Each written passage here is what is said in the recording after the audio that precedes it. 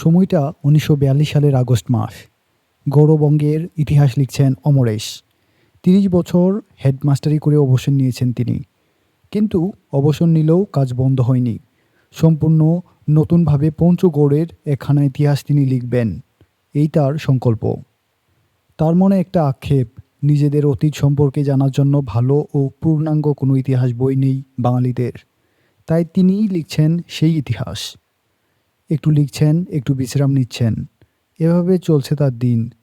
প্রণতি ও লুকেশ তার ছেলেমেয়ে। বাড়িতে বসে মনের মতো করে তিনি গড়ে তুলেছেন লুকেশ ও প্রণতিকে। লুকেশ গত বছর ইকোনমিক্সে MA পাশ করেছে। প্রণতি প্রাইভেট BA পরীক্ষা দেবে।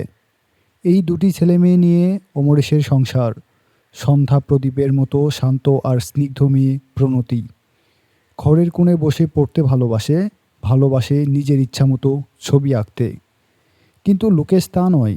ইকোনমিক্সের বই পড়ে ইংরেজদের প্রতি রাগে ও ঘৃণায় তার চোখে আগুন জ্বলে ওঠে। সেই হাই স্কুল থেকেই রাজনীতির সাথে যোগ রেখেছে লুকেশ। অমরেশ তেমন কিছু না বলে তাকে নিজের মতো চলতে দিয়েছেন। এখন সময়টা ভালো না। কংগ্রেসের কণ্ঠরোধ হয়ে গেছে, চারদিকে আগুন জ্বলছে, রক্ত ঝরছে।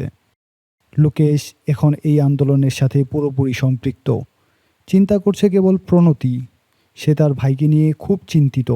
সে জানে যে আগুন লুকেশ জ্বালিয়েছে, সে আগুনে হয়তো তাকেই পুড়তে হবে। কিন্তু এই ব্যাপারে অমরেশ তেমন চিন্তা করে না। সে চিন্তিত পঞ্চগড়ের ইতিহাস লেখা নিয়ে। লুকেশ মাঝে মাঝে বাড়িতে আসে, খেয়ে দিয়ে আবার চলে যায়। কিছুক্ষণ পর বন্দে মাতরম ধ্বনি শোনা যায়। এমনই এক রাতে লুকেশ বাড়িতে আসলো চা খেতে। বাবার সাথে দেশ, ইতিহাস, রাজনীতির বিষয়ে কথা হলো। চা খাওয়া শেষ হলে লুকেশ প্রণতিকে ডু অর ডাই বলে বিদায় নিয়ে বেরিয়ে পড়ল। বাইরে আন্দোলন হলো, বন্দরে আগুন জ্বলল, থানায় আক্রমণ হলো, গুলি হলো। ৩ দিন পর কলকাতা থেকে বুকের বাম পাশে গুলিবিদ্ধ মৃত লুকেশ বাড়িতে ফিরে এলো। লুকেশ ছেলেবেলায় প্রণতির কাছে বলেছিল সে ফলেন এঞ্জেলের গ্লোরিয়াস ডেথ কামনা করে। হয়তো লুকেশ পেয়েছে সেই ফলেন এঞ্জেলের গ্লোরিয়াস ডেথ। প্রণতির মুখে হাসি নেই, ফুপিয়ে সারাক্ষণ কাঁদে লুকেশের জন্য। অমরেশের বয়স বেড়েছে, ঝুলে পড়েছে চোখের চামড়া, মাথার চুলে আরও বেশি পাক ধরেছে। কিন্তু নতুন আশ্বাস ও আশায় বুক ভরে ওঠে তার। বাংলাদেশের ইতিহাস লিখে চলেছেন তিনি। দিনের পর দিন কাটে, যে আগুন জ্বলেছিল তার শিখা আস্তে আস্তে নিভে যায়। লোকেশের সঙ্গীরা বিভিন্ন জেলা থেকে, শহর থেকে একে একে ফিরে আসছে। 3 মাস পর এলো নিতাই, প্রসন্ন আর জামাল।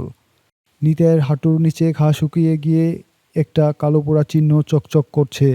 বন্দুকের দুটো গুলি, একটা লেগেছিল তার পায়ে আর একটা লোকেশের বুকে। সেই কালো রাত্রে লোকেশের পাশেই দাঁড়িয়েছিল নিতাই। গুলি খেয়ে তারই বুকে আহত পাখির মতো লুটিয়ে পড়েছিল লোকেশ।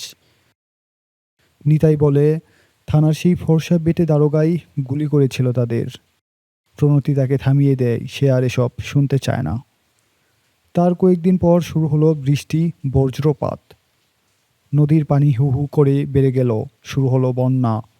বন্যায় সব কিছু ভেসে যেতে লাগলো। মানুষজন ঢেউয়ের মতো আছড়ে পড়ল অমরেশের বাড়িতে। কারণ এই বাড়িটাই একটু উঁচু। বন্যা বা দুর্যোগ এই বাড়িটাকে গ্রাস করতে পারে না। সবগুলো ঘর খুলে দিল প্রণতি। একতলা, দোতলা, কোনোখানে আর মানুষের দাঁড়াবার জায়গা নেই।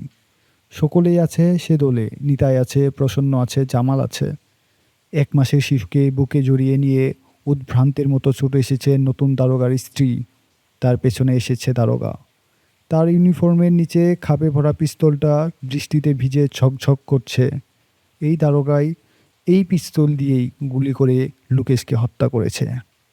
দারোগাকে দেখে সকলেই তীব্রভাবে তাকিয়ে আছে তার পরিবারের দিকে। সকলেই বলছে, এরা এখানে কেন? এখানে আসার কি অধিকার এদের আছে? নিতাইয়ের চোখে আকাশের বজ্রের ঝিলিক। দারোগার ছেলে মানুষ শান্ত বউটি থরথর করে কাঁপছে।